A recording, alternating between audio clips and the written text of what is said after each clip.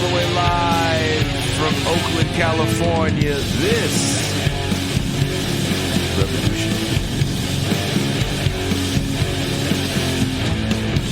And I want to say thank you from the bottom of my heart, because we have finally hit our 100 patron mark. We are over 100 patrons, so thank you guys so much for making that possible. Originally, when I had set out to do this thing, this was more music based, so our 100 patron thing that we were going to do, celebration if you will, was more music centered. I think we're going to change it up. I don't know if the people that are patrons now are huge metal punk fans, so we're working on some things for the 100 patron episode. Also, we've hit our 1,000 subscribers on YouTube, so thank you guys very much. The live stream, if you didn't know, happens every Tuesday at 6 p.m. Pacific Standard Time, every Thursday 6 p.m. Pacific Standard Time, and Saturday at 9 a.m. Pacific Standard Time. Saturday is what we like to call the free show, where we don't cut it after an hour, and we stay on for sometimes 5 hours and bring people on. The Saturday show for me is more like a real deal trip to the barbershop. Growing up in Richmond, California, the barbershop that I went to definitely had a certain vibe on the weekends that like everybody in town was there, right? Because it's the one day you work 5 days a week, or you go to school. Like I was going to school at the time, Monday through Friday, so Saturday was the one day you can get cut. And no matter what time you got in there, it was packed, and it was packed with fun and sometimes information. Game was definitely dropped. So that's what the Saturday sessions for me are like, or the free show, as we like to call it. Last week we had Professor Sorahan, and we talked a lot about the Stop AAPI hate movement. And then we had Ben Dixon from the Ben Dixon Show, and actually talked some black politics. So this coming Saturday, who's going to be on? You're going to have to check and see. I don't even want to tell you. All right, I'll tell you. We're going to have Jamie Peck from the formerly of the Majority Report, from the Antifada, and Angela Walker, Green Party vice presidential candidate, and also friend of the show. She's been on the show before. So I'm excited for that. And, of course, the Saturday cast of characters, which is myself, my co-host Pascal Robert of Black Agenda Report, and Marcus of the Left Flank Vets. So that'll be a fun show to tune into April 3rd. But this show that I'm introing right now is with Professor Marlin Barber, and he is a professor at the Missouri State University. And he is a history professor. And he wrote an article, A People Capable of Self-Support. I believe it won like Article of the Year. Black Autonomy and Community Building Through Schools in Kentucky During Reconstruction. So black community building through schools. I'm just going to read you the introduction real quick. When examining the efforts of African Americans to create and operate viable primary and secondary schools from 1865 to 1870 in Kentucky, it is difficult not to contemplate what potentially might have been had national support for the black transition from enslavement to freedom not waned. W.E.B. Du Bois and several subsequent historians concluded that although the United States had the opportunity to fulfill the ideals of democratic society during the years after the Civil War, the nation generally missed the mark when it came to African Americans. One area in particular where scholars have focused on this missed opportunity has been studies of segregated schools in the South during the Jim Crow era. Academics have highlighted numerous struggles, such as black schools facing underfunding, poor facilities, the consequence of inadequate education upon black children, and violence from white residents in the region. Others have produced works on the political roles of black educational institutions played in the post-emancipation South. In addition, some studies have examined the broader social impacts of black children attending educational institutions in their own communities, while still others looked at black efforts to secure education on their own terms. The purpose of this essay is to examine the social significance of black schools to the communities in which they served.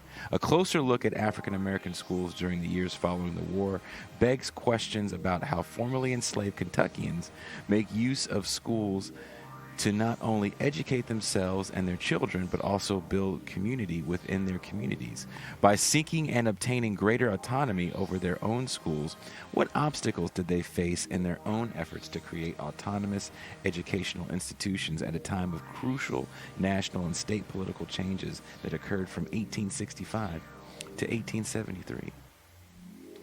So we get into this and more in our discussion with Professor Barber. And if you are a patron, then you can go and actually watch the video of our after hours segment where we dug even deeper into this and talked a little bit about the current state of this reparations movement.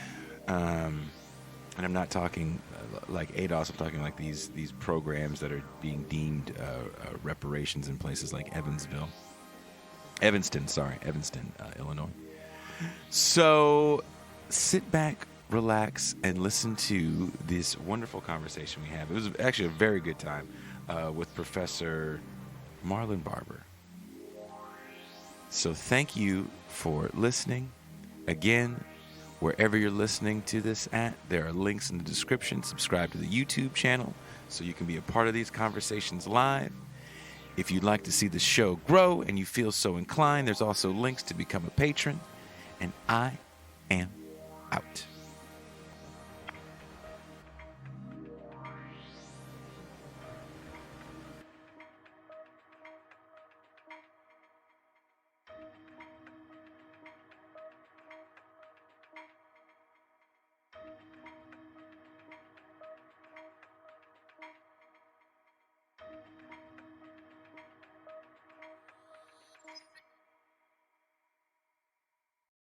Order that proclaimed the freedom of enslaved African Americans in states that had seceded from the Union.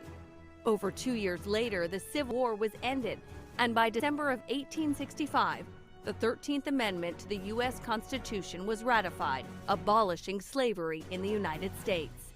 Each of these steps helped nearly 4 million former slaves gain their freedom. These African Americans faced a long, difficult road to independence, and for many, it was a challenge even to find shelter and work. One of the first steps President Lincoln took to help them was urging Congress to establish the Bureau of Refugees, Freedmen, and Abandoned Lands, more commonly known as the Freedmen's Bureau, in March of 1865.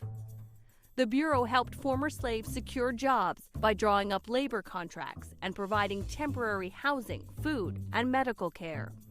It was also tasked with reuniting families that were separated during the Civil War. The Freedmen's Bureau legalized marriages and kept detailed records that are housed in the National Archives to this day. But perhaps its greatest achievement was in education. The Freedmen's Bureau established thousands of freedmen's schools in the South, increasing black literacy to above 30%. It also built several colleges that are known today as historically black colleges and universities, like Fisk University in Tennessee and Howard University in Washington, D.C., granting more than 1,000 college degrees to African Americans by 1872. The Freedmen's Bureau's accomplishments did not come easy. Its efforts were not supported by the majority of white Southerners, and many white Northerners were ambivalent toward its goals. After President Lincoln was assassinated, Vice President Johnson took his place. As a Southerner, Johnson had little sympathy for the former slaves. He quickly cut funding to the already unpopular program. At the same time, white people that worked for the Freedmen's Bureau often had to deal with ridicule. Even so, many Bureau workers stayed in the South, helping the Reconstruction effort by getting involved in politics, renting homes, and rebuilding their own lives and the economy as well. While the lack of funding contributed to the disbandment of the Freedmen's Bureau in 1872, its influence is noteworthy. For many African Americans, the services of the Freedmen's Bureau were a vital source of support as they created new lives and sought to claim their new freedoms.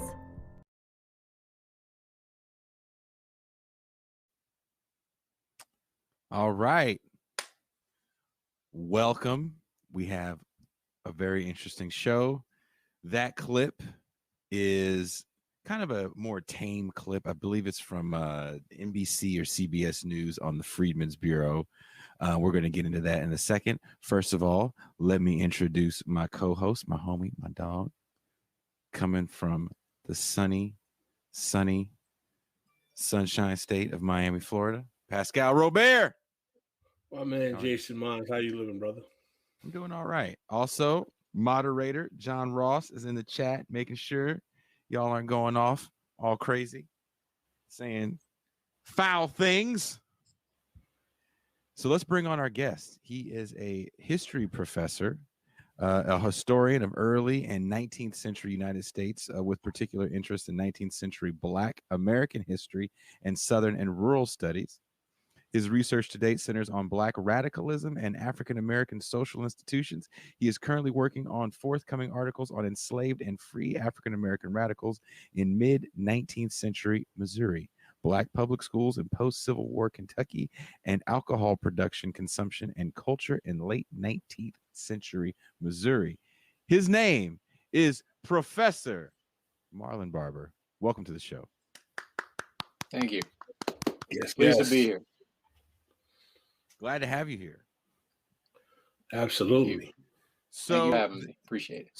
So I'll get right into it. That clip starts off talking about Reconstruction. I am a product of Richmond, California public schools. Our Reconstruction was probably 2 pages long, and I don't remember having to answer too many questions about it, other than it was the period that happened after slavery. So my education on Reconstruction definitely comes post my education, right, on my own. And I have found that there is a contingent of Black people that glorify this era to a degree. Have you seen that too, Pascal? Like, this is the one era of this Black prosperity. We got congressmen and senators, and we can vote, and there was actually more rights that we had that we lost, that we had to fight for again in the civil rights movement. How do you, since this is an emphasis of your study, Professor, how do you feel when you hear people say stuff like that to you? I think there's aspects of legitimacy to it, because starting with individuals just becoming free. So you have that element. You have the 13th and 14th amendments, the ending enslavement, citizenship. So on paper, it looks that way. It looks as though things were changing, and then you do have changes at the state level with Black people becoming involved in the political system. So you do initially have these changes. So I can see why people would say that, yeah, the United States is actually fulfilling some of its promises. That it's in the embodiment of this democratic nation that it's promised, that it's said, everybody's got a fair shake, everybody's got a fair chance, everybody's equal under the law. So I can kind of see why people would say that. However, it is undone quickly, and you're kind of left scratching your head, because hell, there were even civil rights acts passed during this time period that protected people. The national government stepped in and passed anti-Klan laws during this time period to ban terrorist organizations. So I can see why some people would say, yeah, they would agree with that. Pascal, do you want to add anything to that? Yeah, I mean, one of the things that I find fascinating, particularly about your work, is that you focus on an area that many people really don't know about, which is the way in which the education of Black people after emancipation really starts to form. And one of the reasons why I was particularly excited about this conversation is because I actually had done some research on the subject, reading 2 books that I had mentioned to you about. One of them by a man named James Anderson, The Education of Blacks in the South in the the other one being the white architects of Black education. One I learned in that research was that pretty much it is the drive of the freedmen after emancipation to have their children and themselves educated that really is the cri de guerre that gets public education established throughout most of the South. Is that correct? Yeah, yeah, definitely. Because prior to that, prior to the destruction of the South in the Civil War, there were no public educational systems, and and in many of these states, it was, either if you were poor and white, there was no public educational opportunity for you, and it was pretty much illegal for Black people, enslaved Black people, to be educated.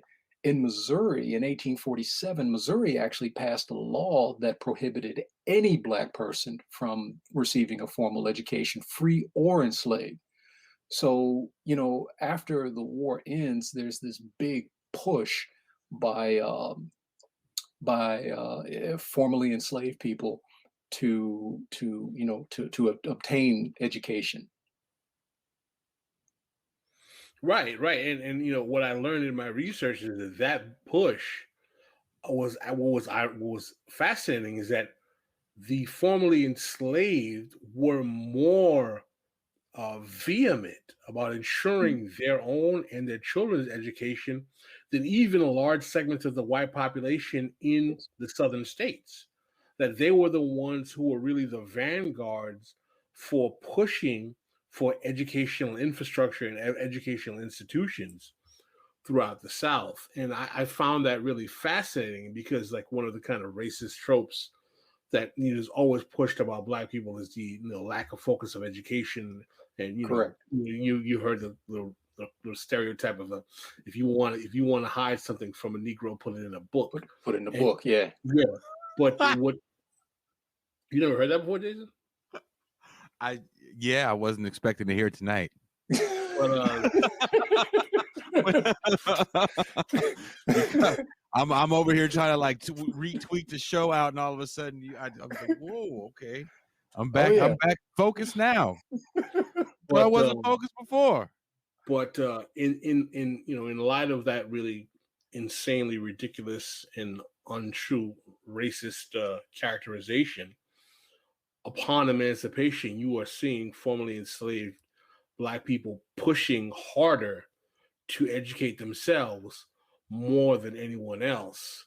But what is fascinating to me in your writing and the writing I've read as well is the amount of opposition that they faced. So one of the questions I had for you is tonight, and when we're discussing the struggle of Blacks post-emancipation to establish educational autonomy, as I mentioned, two of my favorite books on the subject were The Education of Blacks in the South, 1860 to 1935, by James Anderson, and The White Architects of Black Education, Ideology and Power in America, 1865 to 1954, written by William Henry Watkins. And what I found fascinating about these books is how much education was emphasized by the enslaved Blacks as a key to changing their circumstances. Yet the white power structure was very circumspect about not only education of Blacks, but the type of education they received. Can you elaborate on the various ways in which these struggles played out in the South? Oh yeah. So when slavery ends, and the educational system is the common school system, as it would be called, public schools, you basically have the creation of two different systems. And as the school system is even being created, you have Northerners that will try to shape or build that educational system in the model of the common school system in the North. And the thing that, and I don't even know if many people know about this, but actually the South got its idea of having a segregated school system from the North.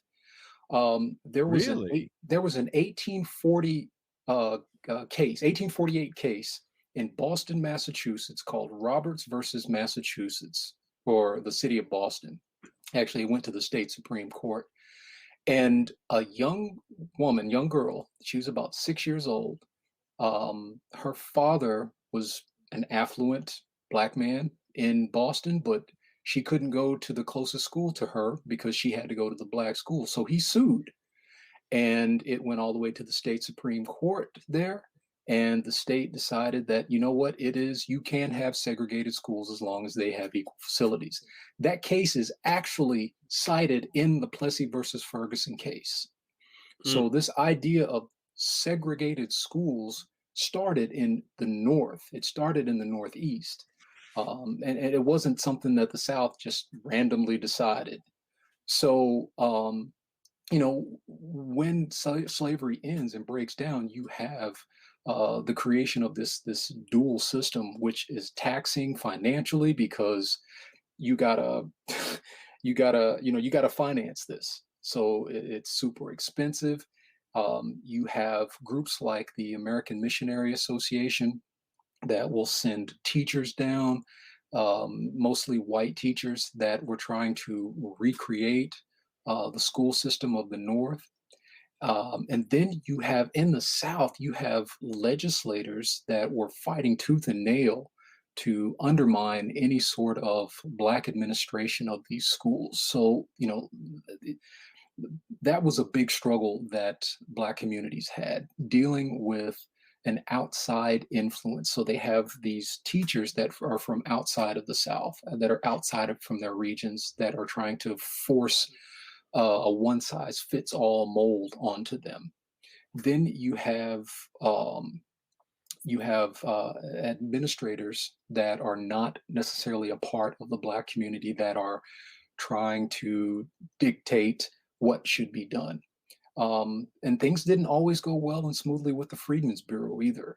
And so that's another struggle that they had.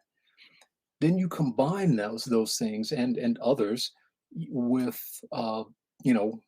white fears of an educated Black population, and fears that these formerly enslaved people are going to want retribution for their treatment under enslavement.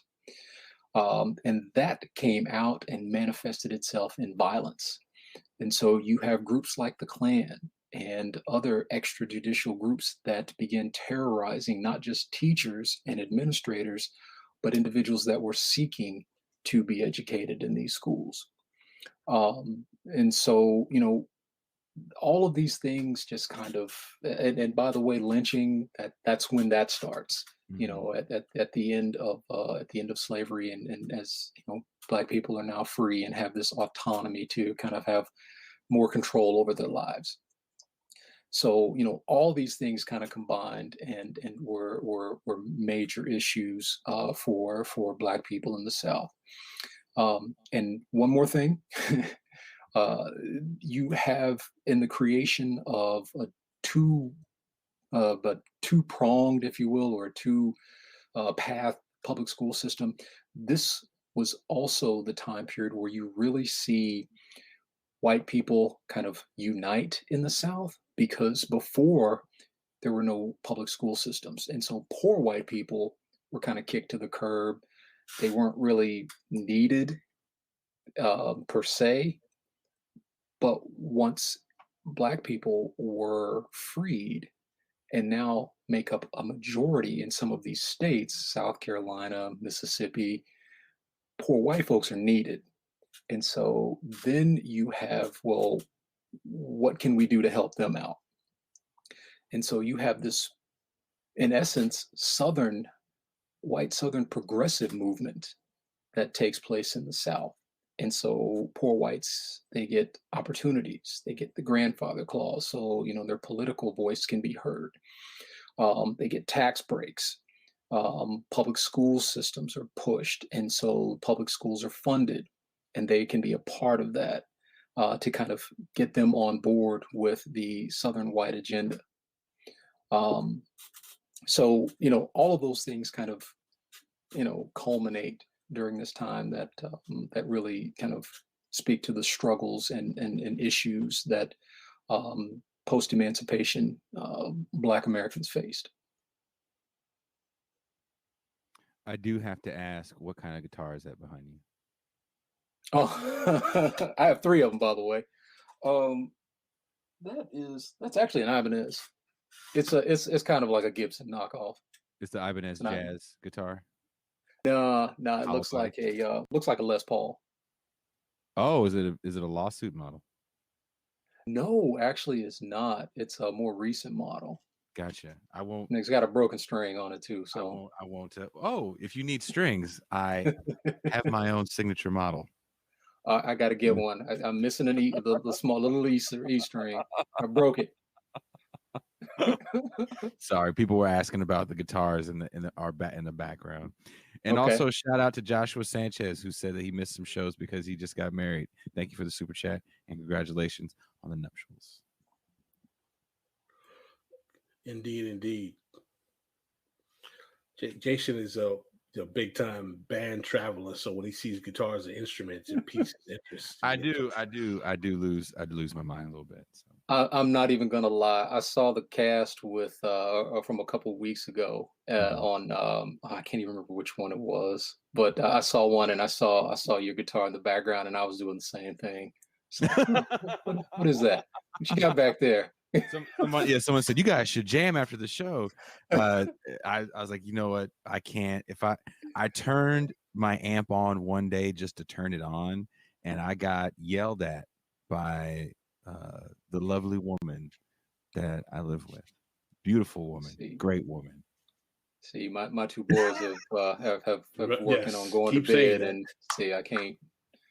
No, I get yelled at too. Oh, I haven't turned. That's just a decoration at this point. But this is I will get into it in the after hour segment for patrons only. But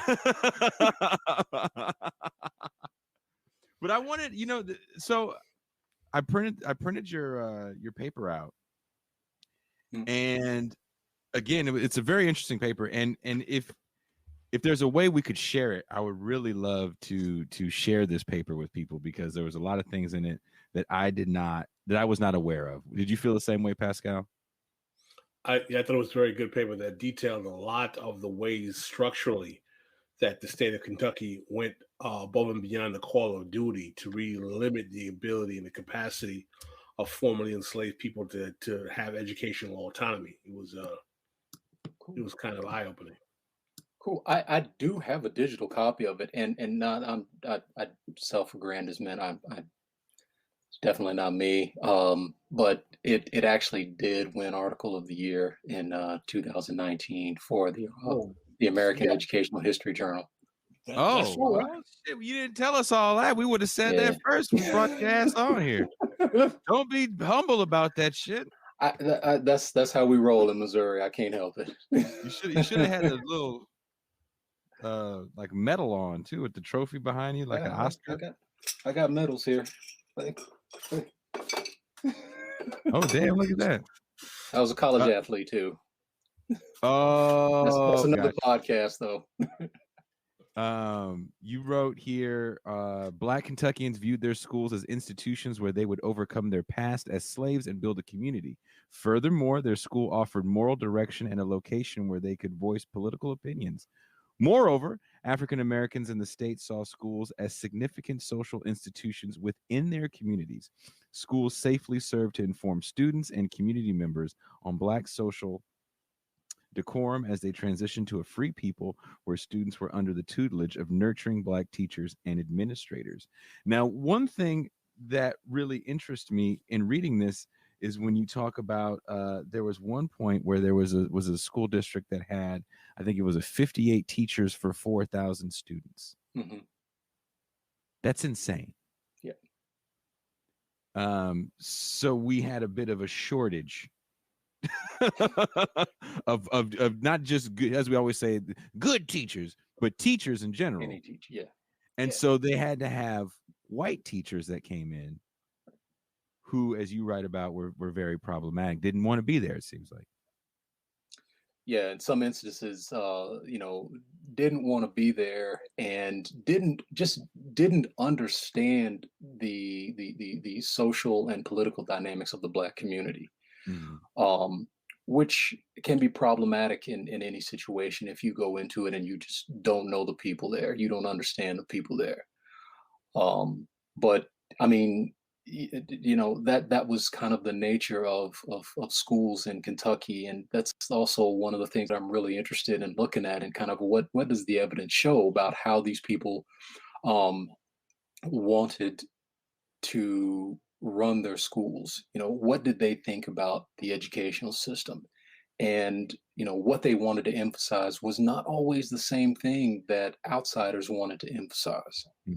And so there was a shortage, but they and part of the reason there was a shortage is because people were hungry. People were hungry for this opportunity that had been denied them for generations, for centuries. And it wasn't just children, man. It was grown folk. It was grown folk that that wanted this opportunity.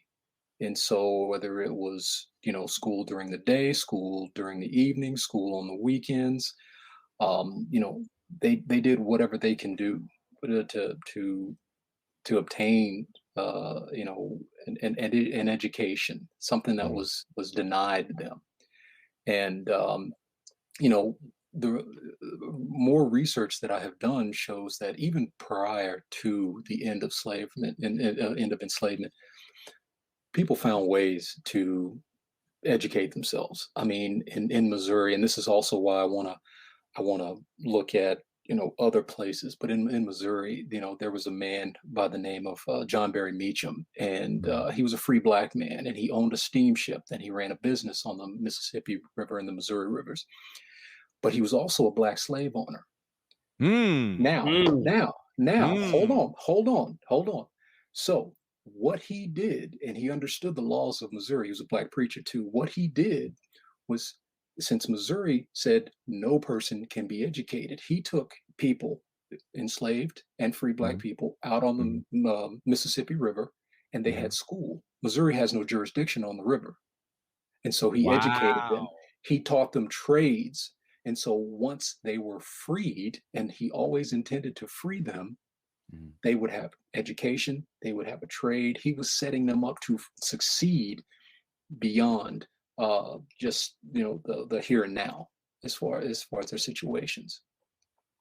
That's interesting that you say that, because I know how I'm sure you thought we were going to push back and say Black slave owners didn't exist. That's not real. What are you talking about? Negro lying man.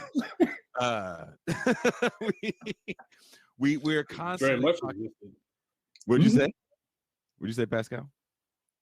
I said it very much existed. It very much existed, particularly in Louisiana. No, we weren't going to push back at you at all for saying that. We were more like, oh, he actually said it. So it was on our end. We're like, oh, cool. What I wanted to start the show off with, and I couldn't find it, I was looking, was some, and unfortunately, there's just no footage of it. I was even looking for a shitty reenactment of any of the debates between Booker T. Washington and W.E.B. Du Bois. Especially when it comes to Black education. Yeah. And in reading this piece, I kept thinking about actually Booker T. For some reason, especially when you're talking about how it seemed like white people wanted Black people educated to only a certain level. Go ahead, Pascal. You want to say something? That actually fits right into the question. That's why I'm here. The focus. Did you the freeze? focus of Booker T. Washington's industrial model of education. Did I freeze? Keep talking. Good. Back now? Kind of. Okay, we can hear you, you but you're froze. stuck. You're stuck. Just talk. Yeah, but you can talk. We can hear you. That's fine. The The focus on Booker T. Washington's industrial model of education, which was often preferred by the dominant power structure to keep blacks tied to a substandard labor production, played a role in limiting the range of educational opportunities black students could attain. Can you discuss the nature of the industrial educational system and how it limited educational opportunities and options?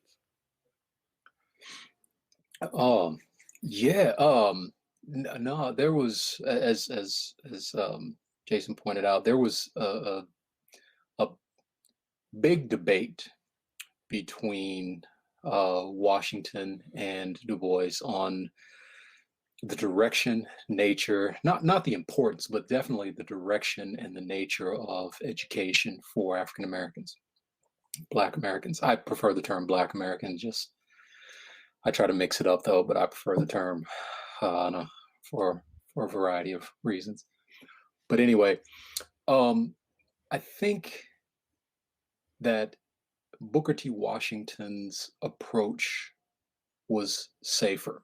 It allowed industrialists and philanthropists and Southern whites to feel safe. When you have Black people being trained as not just menial laborers, but in a capacity that doesn't seem like it's going to promote critical thinking, and I don't want to use an anachronistic, scenario, but if you are training someone to be a silversmith or a blacksmith or a carpenter, or that is seemingly much safer in a post-emancipation South than someone who is going to challenge the legal system, than someone who is going to be involved in journalism, or someone who is going to offer theories and philosophy and sociology and critique the social structure or the political structure if you're talking about the legal system. And so I think that Washington understood that. He knew that. He was born into enslavement. He understood the South. And he took that approach deliberately because he knew that that's what it would take to at least one generation beyond emancipation. It wasn't something that, I would imagine that he's thinking, people have just been freed. And it's a bit much to ask, hey, you know what? Let's start promoting individuals and getting individuals into the legal system. He kind of understood the backlash that Black people in the South would face. Du Bois, being a Northern Black man, I'm not sure he quite understood that or accepted that. And that's perfectly fine. He had the right to do that. But, I think that the debate also includes those differences. And Washington understood that and he knew that. Now, I think that held Black people back in terms of, well, we're just going to take this industrious approach. We're going to take this approach where we prepare individuals for certain trades. So, I mean, I just think that it was a short-term goal for Washington in terms of kind of the nature of what he was promoting at Tuskegee. But he did understand the situation. Oh, did you freeze? You there, Pascal? Are you? I'm right here. Okay, you were cutting out. What were you saying, Pascal? You were saying something at the end of. And the thing that's interesting though is that at the behest of these, the Southern planter class and the Northern industrialists, Booker T. Washington kind of won the debate because his model of education is what is actually continued up until throughout the 20th century. A lot of people always think that like Du Bois won that debate and that's why things got messed up. People are like, no, actually, Booker T. Washington's plan and agenda was actually the one that was implemented throughout the South. Right. Mhm. No, that's absolutely true.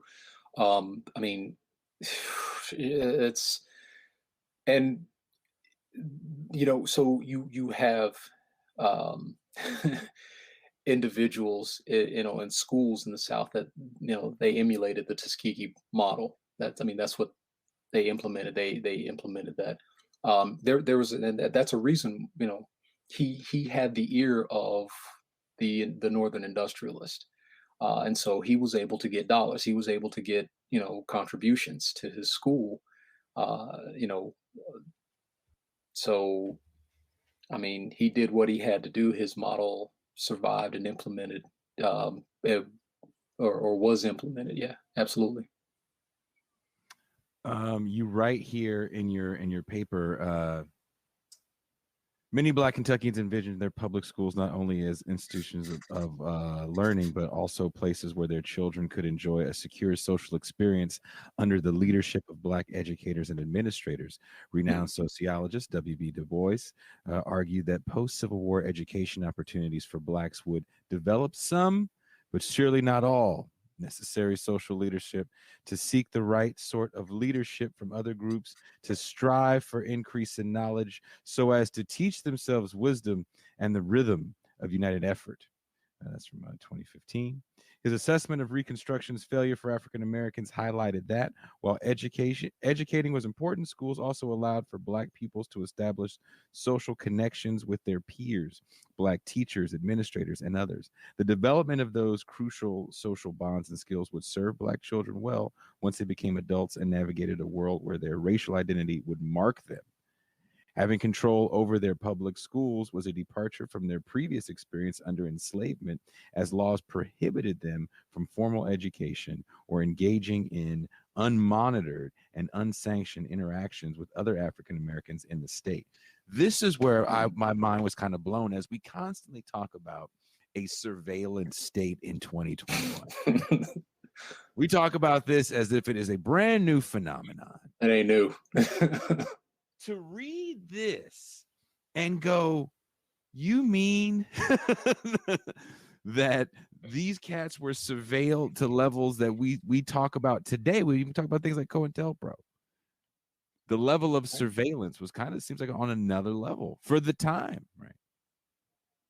Like you Negroes can't get together. We don't want you going to church. No, it had to be monitored. And I'm not just, and many times people think that it's just, well, it was just the enslaved people. No, it was all Black people in states where slavery was legal, because there was, and James Blasingame in his book on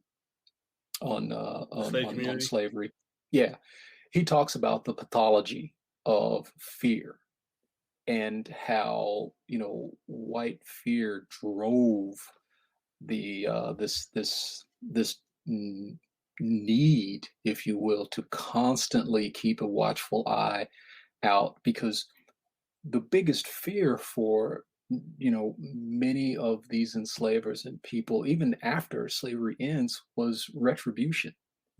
People were fearful of a Haiti, Haitian Revolution style, vendetta taking place in the United States. And there were some incidents where that happened. You have Nat Turner's Rebellion. You have the Stono Rebellion in South Carolina. But after emancipation, Black people were like, cool, we want to do our thing. Whatever, leave us the hell alone. Yeah. We ain't worried about getting back. We're not worried about that. And so there was never this notion of Black people gathering together and exacting retribution for enslavement. If there were incidents and violent incidents, they were initiated by white people after the Civil War. Places like Memphis, 1866 riots, New Orleans riots. But those were white people attacking Black communities. Those were not slave revolts or any sort of no, retribution or former revolt. No. Someone wants to know, do you have any knowledge of how many slave owners were Black? Oh, good Lord. I am not certain. I can say that there were some in Missouri. Mm-hmm. Some were of mixed heritage, mixed racial heritage, Mm-hmm. and that is because of the French legacy in Missouri. It was part of the Louisiana Purchase, and so there's a long French legacy, which is also true of Louisiana and New Orleans. So there Yeah. were black slaveholders, black enslavers in New Orleans. There were also some in Charleston, South Carolina. The ones in New Orleans actually even tried to form a Confederate regiment, and the white people down there were like, "Hell no, we're not arming y'all." I was not aware of that. Were you aware of that, Yeah. Pascal? Yes, I was. I mean, Yeah, Louisiana Native Guard. Can you imagine just an army of light-skinned Negroes just ready to fight? so they could protect their slaves. So Just they a can bunch of protect their Howard, just a slaves. Howard Hewitt's army is what I would call it. Oh For my those that goodness. don't know, he sang Shalimar. in Shalimar. He sang Shalimar. in Shalimar. Playing to win. Howard Hewitt also was the first black man I saw that was not afraid to have all of his taco meat out. I don't even know what that means. It's chest hair. Chest hair. Oh. Looks like taco meat.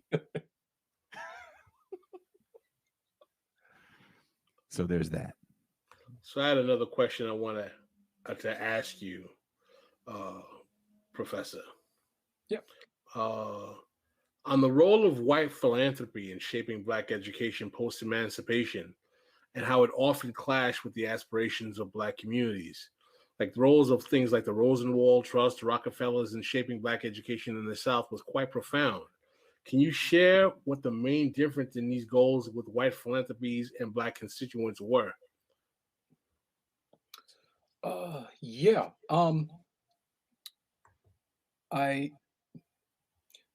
The way that I think about that is if you are a philanthropist and you are contributing millions of dollars, we're talking about capitalism. And for most individuals, if they are giving something, they want some sort of retribution.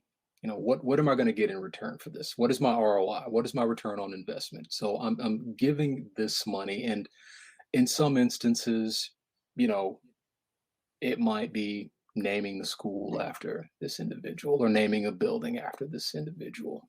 Mm-hmm. For many of these philanthropists, I think that the approach was having some sort of influence in how these schools were administered and how they were operated, who might have been able to work at these schools. And I think going back to a previous question, this is one of the big reasons W.E.B. Du Bois did not get a job at Tuskegee, because Booker T. Washington understood that. And when he and Du Bois got into it, Mm-hmm. Reading between the lines, that's one of the reasons why Du Bois had to leave Atlanta. That's why he left and went back north. He pissed off the wrong people. And so I think that, you know, when it comes to the philanthropists, there was this expectation of reciprocity. Now, when it comes to many of the Black people, they didn't want to give up control of their schools because they understood their communities. They understood these were their children. This was their future. This was their legacy. And why are you going to put that in the hands of someone else who's not a part of your community, who doesn't understand you, who doesn't know what you have been through, who doesn't know what you need to do to succeed? And so I think that part of the disconnect was, you know, while you have these individuals that were given lots of money, absolutely, Carnegie, Rockefeller, you know, absolutely, that Black people were like, thank you, but we got this. And we want control of these institutions. And much of my research, as far as this article, it deals with primary and secondary education. And so these were heavily underfunded. Most of those philanthropists were giving money to higher educational institutions. And so, but when you look at the money, there wasn't a whole lot of money being pumped into the primary and the secondary educational systems. And what's also interesting is that these philanthropies were vested into the Booker T. Washington industrial model, which, Yes. as we demonstrated earlier, was the one that was not basically maximizing the educational potential of the former enslaved and kind of keeping them in a kind of second-class citizenship position relative to the white power structure. Yes. I'm sorry, the chat is rather hilarious right now, but there is a question. No, it's actually funny in a good way. I don't know, Pascal can't see it, and I'm totally fine with that because I am making. I can fun see of it. Oh, you can see it? Yeah. Oh, Yeah, then they you can see pop me up. making fun of you. Yeah. First of all, I have AT&T. There's no boost. I won't go say anything about the dial-up, but hey. So someone actually asked an interesting question about when you talk about this in your writing. M. Toussaint says, am I saying that right? Toussaint? Yes, that's very good. I've heard reports that emancipated formerly enslaved persons immediately sought to reconnect with sold family members, not go after white folks. And you actually talk about that in your writing about how people weren't allowed to reunite, right?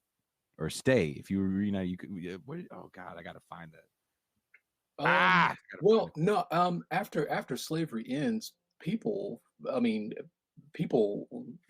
they went after, mothers and fathers went after children. People in Missouri, I know they were going down to Texas. People had been sold down to Texas. People in Kentucky were going down to Louisiana. People were trying to reconnect with lost family members. Absolutely, that is absolutely true. They, people were not concerned again with any sort of retribution. They were trying to put their families back together or reunite with spouses, loved ones. Absolutely. Yeah, and they actually used the Freedmen's Bureau to do that, to try to help them with that. And how did that work out? I mean, there were very few instances where people were reunited with family members. And many times, when people were, especially if they went down into the cotton fields in Texas, South Texas, or into the sugar cane fields of Louisiana, they died. Oh. Yeah. Wow. Oh. Yeah. I have a question not related, but as a historian, and you concentrate on particularly the history of the enslaved. What are your thoughts on the 1619 project? Its particular effort to. Well, you effed up, Marlin, in our chat outside of this show. You said, "I wish I could have been on that show." Yeah, I did. So we can actually have this guy. We got 14 minutes to have this conversation before I want to ask you something that I definitely want to have off on the other side. I stepped into that one. And actually what's funny is that I talked to John today when I was walking past, grabbing my my AV stuff from my office. I talked to him about that. I mean, I don't think I could have said it. He's not mad, is he? Oh, heck no. He was pleased as punch. Oh, no. But no, I agree. I mean, it's,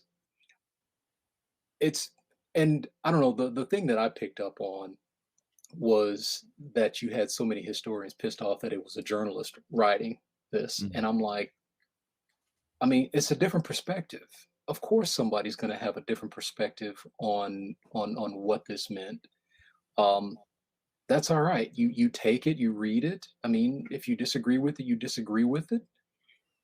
Okay. That doesn't mean it's gospel. That doesn't mean that it's going to, dictate, your opinions. It is what it is. But I mean, if you're talking about bigotry and hate and, the legacy of slavery, I don't think you can just boil it down to, hey, you know what? It is because of this that all of this other stuff, and we ain't gonna pay no attention to any of these other groups of people that have had to deal with their own stuff. Mm-hmm. Yeah. So, I mean, but I wouldn't kick it to the curb just because, you know, I disagree with it. You know, I see value in it. Well, I was trying to get to this part of the discussion that unfortunately got shat on by someone who shall remain nameless. Do you think that the discussion has some value because of the way that slavery's been taught in the U.S. public school system? Well, in the sense of the oversimplification of slavery, man. Negroes came over on a boat. Abraham Lincoln said, "Be free, boating Negroes." No, I don't think so. And this is where I like whenever John was talking about this, it's like you can't boil it down to that. Mm-hmm.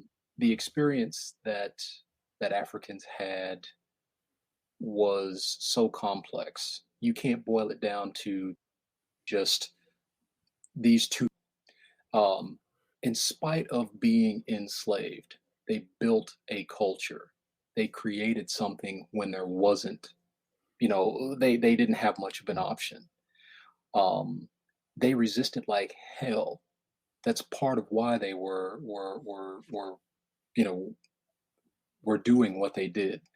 Why they were, you know, I don't know, they were words are losing. I'm losing words here, but I mean, even taking it to what we're talking about today. I mean, having control over their lives. You know, that comes from that time period, from enslavement, having some measure of control. But I don't know. I just, you know, I'm trying to shift gears here a little bit, but you know that was. I don't think you. I just don't think you can reduce the experiences of Black people and every American to just that. Now, that being said, I don't think you can glorify certain aspects of American history and at the same time completely dismiss the experiences, because everybody's experiences are different. Every group has had different experiences in this country. Mm-hmm. I don't know if you saw this. One of our guests, or no guests, one of our people watching the show, who's the artist J. Andrew Worrell. Shout out to Andrew. Andrew has done artwork for the Ben Burgess show. He drew the covers for the Michael Brooks book, and I think he drew Ben Burgess's book cover. I forget, but I know he drew a couple book covers. And has done some album artwork. He's a great artist. He's a comrade. He said that he wanted a dashiki in high school. Andrew is very white. And one of them leather medallions. And a leather medallion. I will one up you. I will one up. What decade was he going to high school? 72? I think Andrew's the same age as me. I think I'm 43, Andrew. I will say I did go to school with a young white girl that remember when black college sweatshirts was hot in the 90s? Yes. I was in college then. She rocked all the black college sweatshirts, and all 5 of the black kids that went to my high school, we was jealous. Like, all 5 of us. Where the hell did you get that Southern shirt in? Yeah, where'd you get that clean? Just clean as she have it clean. And then so we had a day. This is funny to talk about now, because now I think this wouldn't be laughed at. We had a day. This is the school I went to. You would probably call it progressive.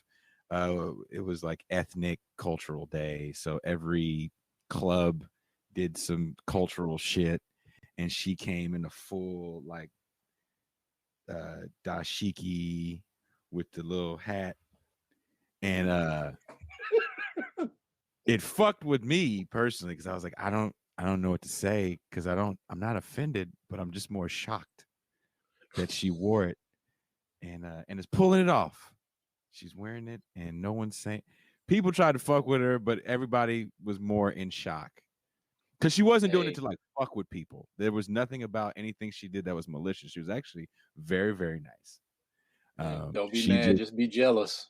Yeah, I was very jealous because I was like, you got every black college sweatshirts, and them shits was expensive.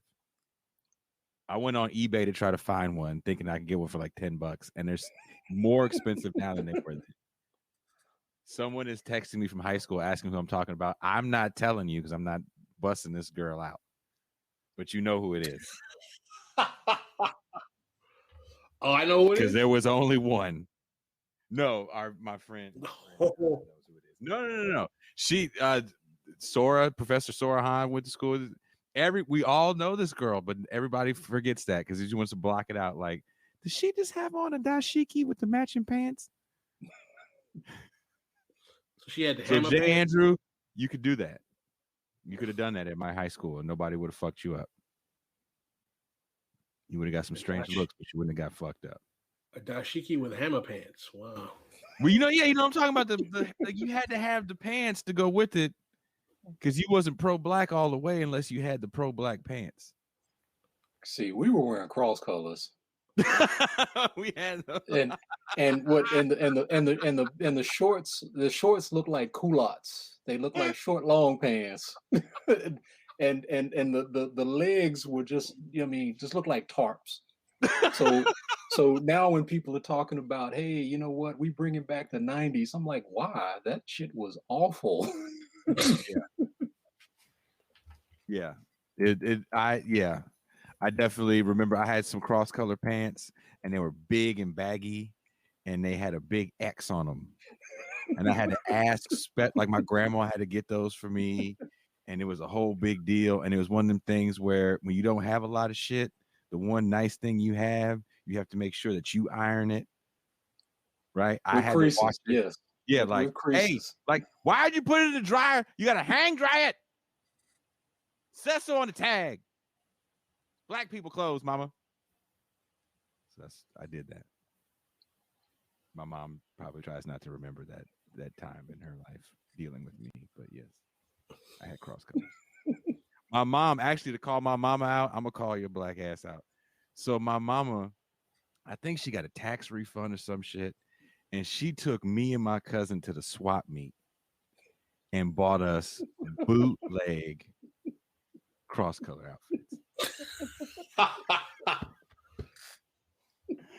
And you know how when you got a broke dumb kid that doesn't know that he is buying bootleg shit, like I was that country cousin walking through the swap meet like, golly, they got Nikes for $10. I went to school thinking I was fresh to death with bootleg suede on my bootleg denim. And my mama did that. I just want you to know, Pam Davis, I remember when you bought them bootleg outfits from Durant Square swap meet. You sound scarred. I am. Kids tease me to no end.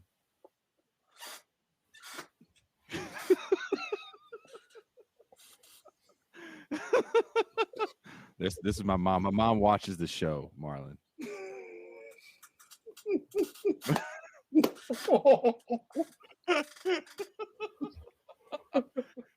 So also I bought a bunch of or I had my grandma buy a bunch of bootleg polo shirts because I thought polo, I didn't know it was a style of shirt. I thought it was the brand.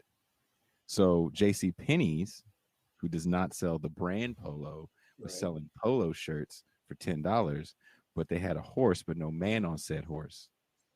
So I convinced my grandma to get me these polo shirts.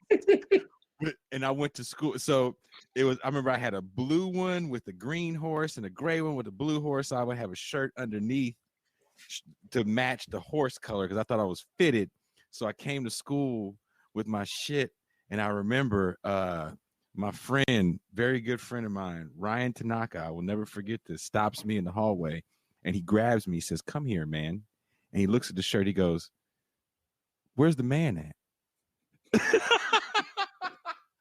And then everybody came over and started pointing at me and my shirt and said that the man fell off the horse on my shirt. I was so broke. The horse ran off and left the man. Horse ran off and left the man. Left him on the track. So I definitely had We went from slavery to broke ass Jason. This is a fun show.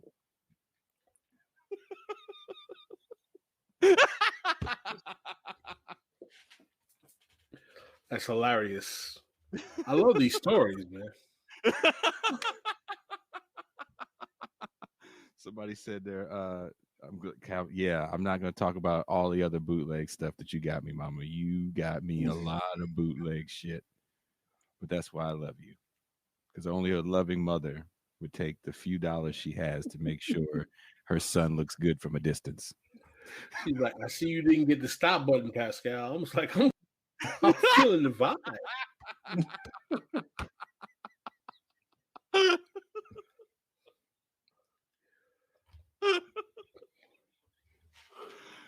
Oh shit. So Professor Barber, are you going to be able to stick around for a few more minutes and we could go into the after hours? Yeah, that's cool. Because I definitely want to ask you in the after hours. I want to, and I know this isn't your area of expertise, but there seems to be a reparations bill in Evanston, Illinois, that some people are excited about. Oh, okay. Have you heard about that one? I have not heard about that one. Mm-mm. I've heard about the one in Asheville, North Carolina. Oh, they have what's Asheville saying? Well, Asheville, they're doing it as a city, and they actually passed it. So, and that was like they're going to give Negroes money, or what are they going to do? Mm-hmm. There are stipulations, but yeah, they actually passed it. It was either earlier this year. Yeah. What is it? March? Yeah. Late last year, early this year. So it's something. Look that up. Asheville, North Carolina. Oh wow. So there it is. So Please if you guys are patrons, go ahead. Hit the subscribe button, hit the like button, share, become a patron. Look at my mama. Calling out Walkman bootleg. Stopped after 2 plays. Eating tapes. That's why I got one every year. Oh man. So yeah, if you guys are patrons, let me give you the link to become a patron. If you're not a patron, become a patron. It's inexpensive, and then you get to hear more chats that you don't get to hear. Oh, I thought that was, you know what I thought he had in his hand? A tall can. No, it's a tumbler. Old English. No, you thought you had an old English bottle. No. So wait a minute. This for this last hour, you think I've been over here sucking down a 40? No, it's a tumbler.